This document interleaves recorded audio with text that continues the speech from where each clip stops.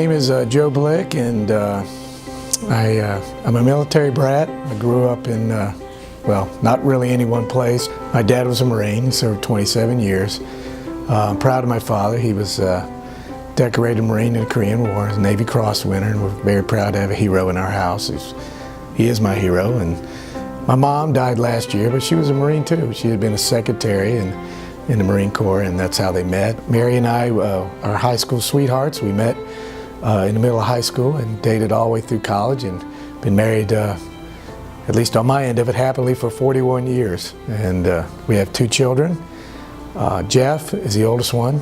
He is a lawyer here in town and goes to St. Peter's. And then my youngest son, Brian, is at the Naval Academy. He's director of football operations there.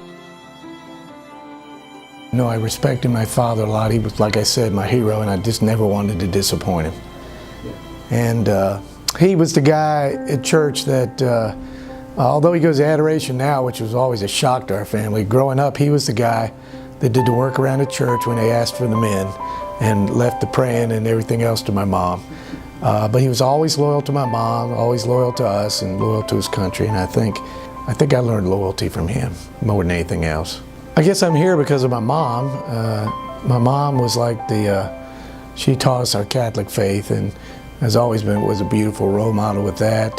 Teaching, I was a teacher first. I was educated as a teacher at Carolina, and spent 2 years teaching and coaching, and I enjoyed it. Mary and I decided to go to law school. She worked like 3 jobs to put me through, and I remember coming home from law school all tired and wore out and depressed, and then I'd see her going to her 3rd job. It was kind of hard to feel sorry for yourself. And I think in teaching, I learned and try to teach even to these kids today that you know, you have to work for everything you have, but we live in the kind of country that if you're willing to work hard, you can achieve what you desire.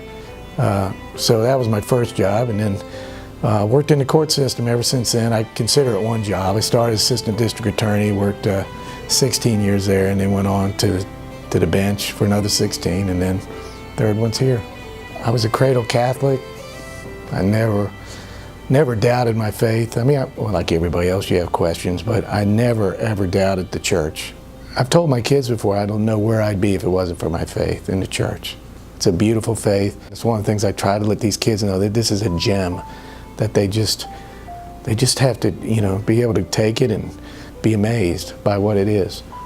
One of the things I think I've realized late in life is the tremendous mercy of God. Just His divine mercy. Just, if you spend time thinking about it, just overwhelms you, and you realize that no matter what you've done, you know, in your life, and I've never really done a whole lot of bad stuff. I was like the normal kid and growing up and things, but no matter what you do, if you choose the wrong path, God, you know, He moves you to where He wants you.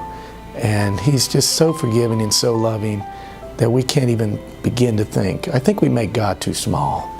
And I think if we look at Him too much in our society with human traits, and He's beyond any human trait we have, we can never outlove Him. I cannot conceive of my existence, without Jesus Christ being a focal point of my life.